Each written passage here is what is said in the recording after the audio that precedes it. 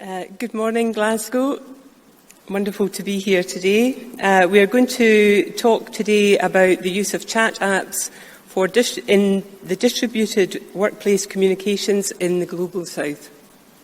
I am Moira McGregor, and co-authors Vidya Sarangapani is in the audience, and Jacki O'Neill will take over the presentation in a few moments to take you through some of our key findings. But before that, I'm going to tell you what we did and why. So, in the global workplace, Global South workplace, I should say, mobile smartphones are the prevalent form of computing power, and with them come the use of chat apps. Chat apps are offer a lightweight form of communication for in such a restricted, resource-restricted setting as India, and a country with 22 official languages. And the chat app offers workarounds which can cross language and literacy, and even offer the opportunity to enable chat communication across hierarchy. So what we did was we conducted a 6-month ethnographic study in order to understand the practices of the workplace in the Global South. Ethnographic studies are the detailed empirical study of the organisation of activity using methods such as observation and interviewing. And we adopted this approach in order to avoid assuming or speculating on how the work gets done. We wanted to understand and experience some of the setting and conditions of work in order that we could then move forward and learn some of the practices of communication, knowledge sharing, coordination in the workplace. These are the 6 organisations that we worked with. We spent most time with 2 in India. Government Org is a quasi-governmental agency based in Andhra Pradesh with over 5,000 staff, and they deploy and monitor a wide range of community-based projects to alleviate poverty in the state, including the monthly distribution of 4.5 million pensions, cash pensions. We then moved on to Private Bank India, which is a national bank across the country with 20,000 staff, 10,000 of whom are sales staff on the ground. And the other 4 organisations we dealt with through interviews after the main data collection, which allowed us to triangulate somewhat our initial findings in the in-depth studies. And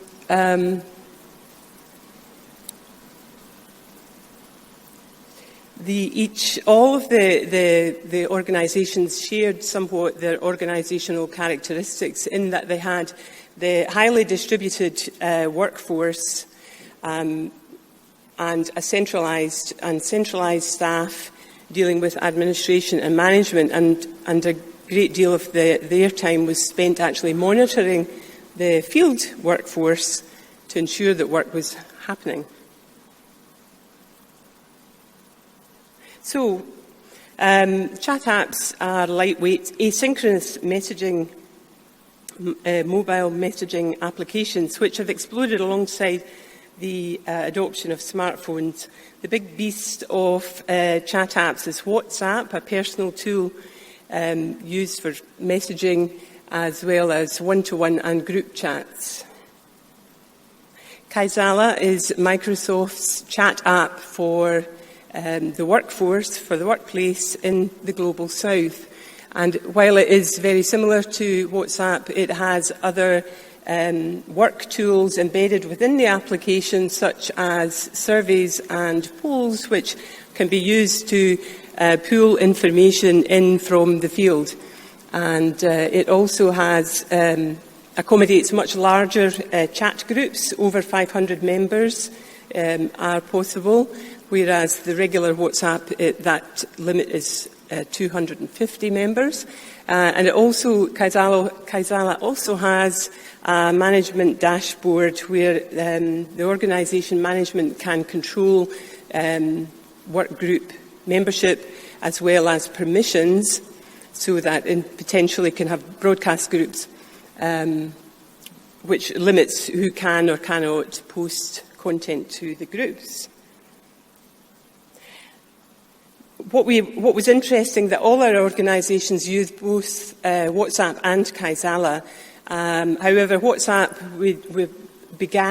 was initiated by the workforce, who saw a need to use it for example, to communicate within teams, sales targets and what have you, and also to communicate with customers. Whereas Kaizala was much more of a top-down implementation used in order to achieve some of the communication goals of the organisation. So in this way, we gathered a corpus of ethnographic data, which was prepared, and then we looked at together in group data analysis in order to understand the purpose and nature of communication processes happening throughout the work, and thereby understanding better the part played by chat applications. So I'm going to run you through briefly some of our key findings. So one of the most striking initial findings is that chat, as in conversation, that's turns of talk, is rare on Kaizala or WhatsApp in work contexts. By this, I mean that most chat groups just contain streams of stuff, photos, documents, announcements, that sort of thing. Only a few actually contained conversational turns, so turns of talk. To understand why this is, we need to take a deeper look at organisational communication. So in large organisations, three major forms of organisational communication are coordination work, so the work to enable people and groups to work together, information dissemination, and information gathering. Now, the value of chat at its most fundamental is remote communication and media dissemination. Yet, most of these organisations, just like large distributed organisations anywhere, use the division of labour and the hierarchy to reduce the need for remote communication to get the work done. So, to illustrate using Government Org, one of the most hierarchical organisations, it goes all the way from the CEO in the head office right out into the individual villages in Andhra Pradesh. These area offices are key points of coordination work, and task distribution and information dissemination cascades down the hierarchy. So when we go to these local offices, there's area managers and field workers in them. They often had to engage in complex coordination work to get the work done. But this, by and large, was done face-to-face. As one manager said, I don't need to use Kaizala to talk to my coordinators. We meet every morning at the office.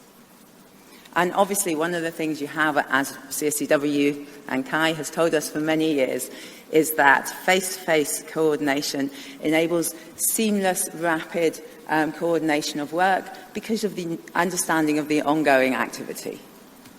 Now, in this second picture, this is Government Org staff distributing chickens to local people. This involved lots of coordination with Government Org and non-Government Org staff, truck drivers, vets, government officials, and local people. Much of this was remote, but for remote communication, the phone was preferred. And the reason for this is you can rapidly communicate complex messages. You have a back and forth. You can check understanding. As one manager told us of the problems of interpretation of messaging, if I send a message, it won't be correct. I write my perception, but my perception could be different from yours. So, what's going on in most of these chat groups if it's not conversation? So, as Moira mentioned, Kaizala enables a type of group called the broadcast group that's non-conversational by design. Only a few people, typically some people in HQ, can post. Everyone else on the group consumes the content. All of the organisations use these groups, and all of them set up at least one of these groups just to communicate with their staff and their field workers. They were used for disseminating various types of information, changes in processes, policies, news reports, and so on. They also used the structured actions in Kaisala, such as surveys and polls, to gather information through these groups. And every single organisation used surveys as a reporting tool.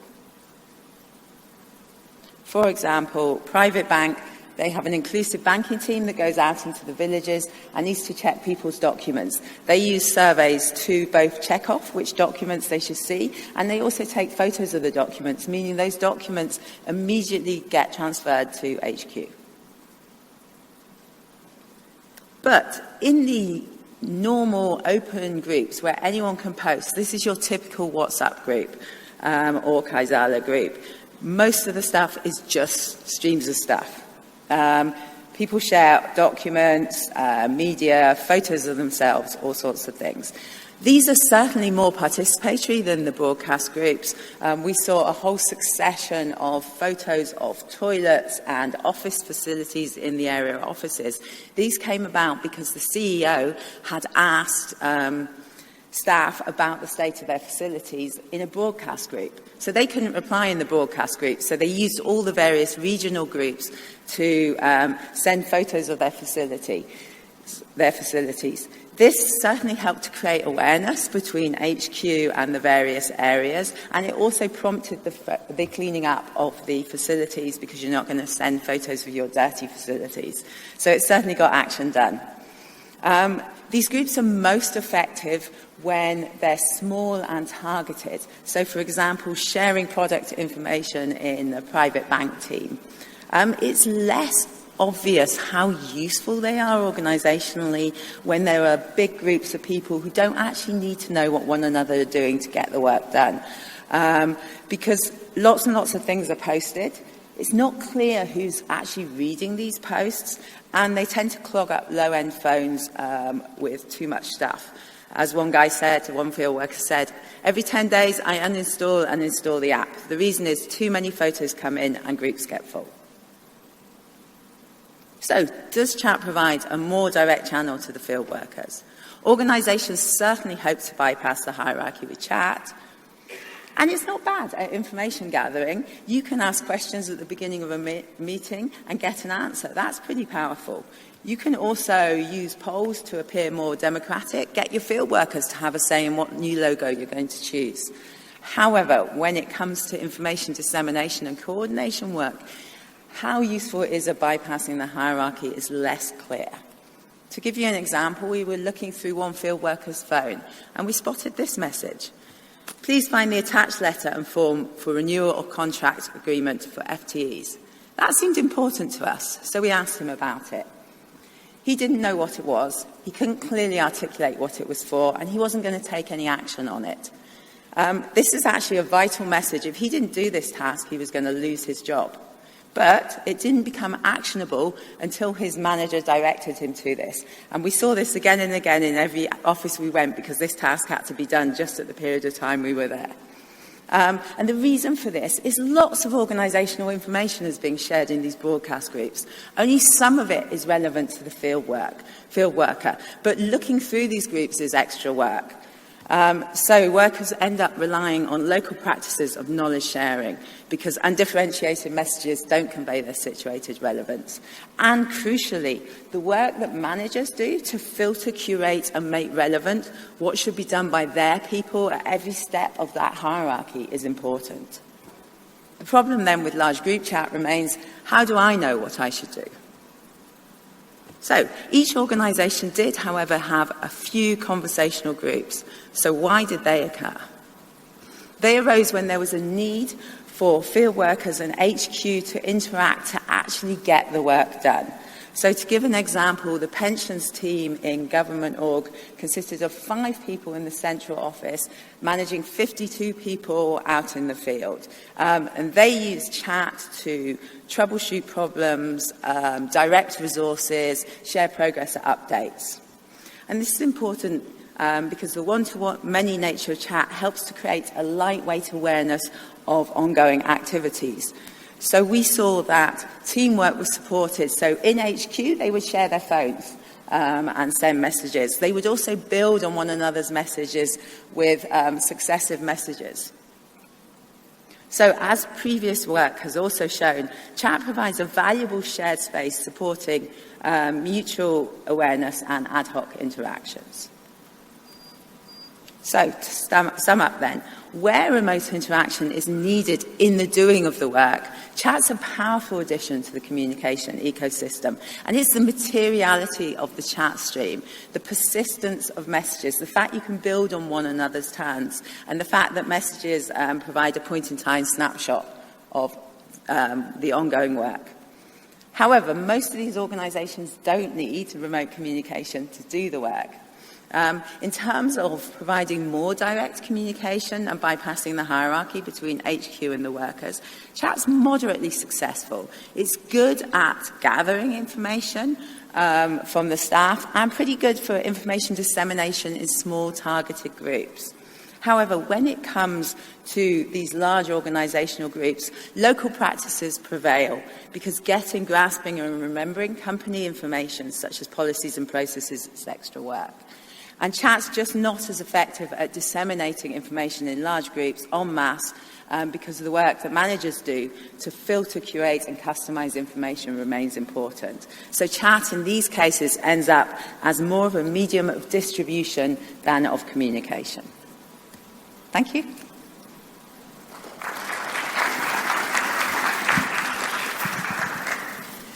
Thanks for Moira and Jacki. Is there any questions?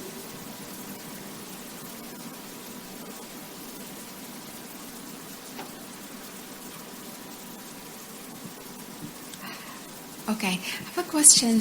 Did you notice any interaction out of work time, like for example, out of 5 o'clock or something, between the HQ and the other worker? Not so much the HQ because they tend to go home, but the field workers often used after hours to check their messages. So, and then it really depends on the organisation as well. So if you think about, so one thing with field workers, you often are travelling a lot. Some of them didn't actually take their phones with their Kaizala on them into work, and so would check all their messages in the evening. And then also with the banking people, they tend to meet the customers when they can. So they do interaction, but it's not an all-night environment, that's for sure. So it doesn't increase the load of work on the workers? I think it's a bit different to your knowledge work, your office work. I mean, it's knowledge work, but it's not document work. It's very different to, say, academic work or something like that, because you have a much more bounded time. If you are going to do something in the evening, it's very much structured as part of your work. So I think it doesn't impinge in your life quite so much, I think. But I think that depends on the type of work you're doing. All right, thank you. Any other questions? I have a question. I'm Larissa Schatz from University of Edinburgh. I think my question was about the title of the paper. So you're talking, it's really interesting work, by the way. You're talking about how people use these systems in the global south, and I was wondering if you could add some words about the difference between the global south and the global north, maybe. Yeah, I'm sorry. In the paper, we have a whole section on that, but just for time reason. So there's a number of things. So one is language and literacy. And so we talk a bit about, there's been some work about how chat can bypass some of the literacy constraints of communication. And I have to say, in some other work, we are finding that it certainly can. Here, the people with less, so all the workers were literate, the people with less literacy were not using chat. The other big thing is around low-end phones. So many people have a lot of low-end phones, so there's a lot of problems with clogging up of phones. Another difference is actually around countries. So India, data's pretty cheap in India, really, about £2 a month for 1.5 gigabytes per day. In Kenya, that's not at all the case. So there were differences in how people used the chat when you had to have location, when you had to have photos, when you had to have data-heavy things, because people were more concerned. So there is a section in the paper, sorry, that I didn't get to it. Yeah. Right. Okay, so thanks so much for Moira and Jacki.